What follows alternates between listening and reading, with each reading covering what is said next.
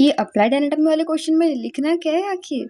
So hello guys, welcome. तो if आप BSc nursing pursue कर रहे हैं या फिर बीएससी नर्सिंग के स्टूडेंट हैं और आप फर्स्ट सेमेस्टर के एग्जाम देने जा रहे हैं, तो एनाटॉमी और फिजियोलॉजी के पेपर में एक क्वेश्चन आता है जो कि कुछ ऐसा होता है, जिसमें लिखा है अप्लाइड एनाटॉमी। जैसे आप ये क्वेश्चन देख सकते हो, describe the thyroid gland under following headings, जिसमें हमको रिलेशंस लिखने हैं, ब्लड सप्लाई लिखना है एंड अप्लाइड एनाटॉमी लिखना है। रिलेशंस और ब्लड सप्लाई तो लिख लेंगे, लेकिन व्हाट एक्चुअली अप्लाइड एनाटॉमी में हमें लिखना है ये पता होना चाहिए।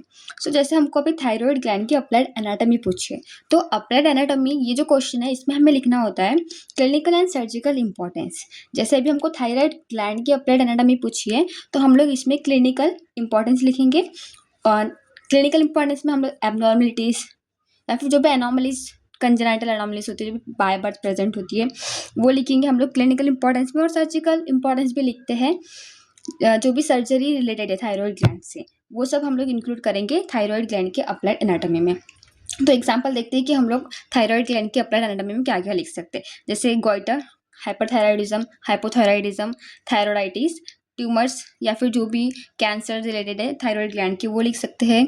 देन थायराइडेक्टमी, जो कि है रिमूवल ऑफ थायराइड ग्लैंड। सो ये सारी चीज़ें हमको लिखना होता है थायराइड ग्लैंड के अप्लाइड एनाटॉमी में।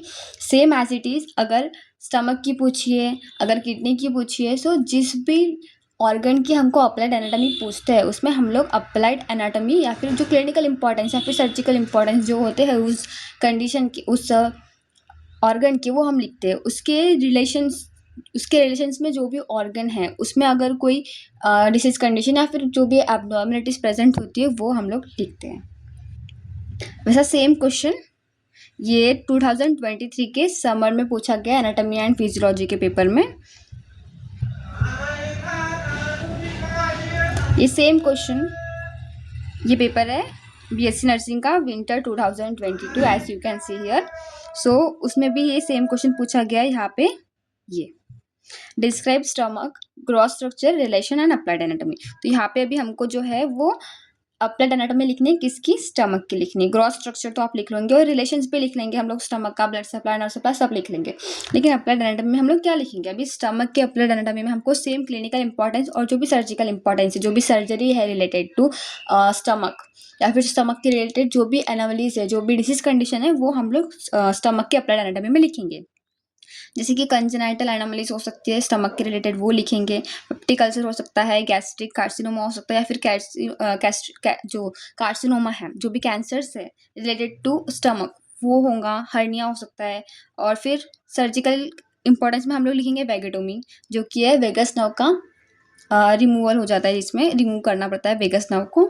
सो वेगेटोमी कर सकते हैं, गैस्ट्रेक्टोमी कर सकते हैं, जिसमें रिमूवल बिलरुथ 1 और बिलरुथ 2 आता है, जिसमें हम लोग क्या करते हैं, स्टमक के पार्ट को कट करके लाइगेट कर देते हैं दूसरे पार्ट से। सो गैस्ट्रेक्टोमी जैसे कि बिलरुथ 1 और बिलरुथ 2 होता है, तो ये हमको लिखना होगा स्टमक के अप्लाइड एनाटॉमी में, जिसमें हम लोग क्या लिखेंगे, clinical importance as well as surgical importance. मतलब हम लोग क्या करेंगे एक्चुअली में अप्लाइड एनाटॉमी में हम लोग क्या लिख रहे हैं, जो भी डिसीज कंडीशन है उसके रिलेटेड वो लिखेंगे, और जो भी सर्जरी है उस ऑर्गन के रिलेटेड जो भी सर्जरी परफॉर्म हो सकती है वो लिखेंगे।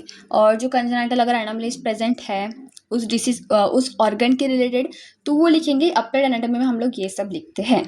So this is all about कि एनाटॉमी फिजियोलॉजी के पेपर में अगर अप्लाइड एनाटॉमी पूछ रहे तो हमको क्या लिखना है। Thank you.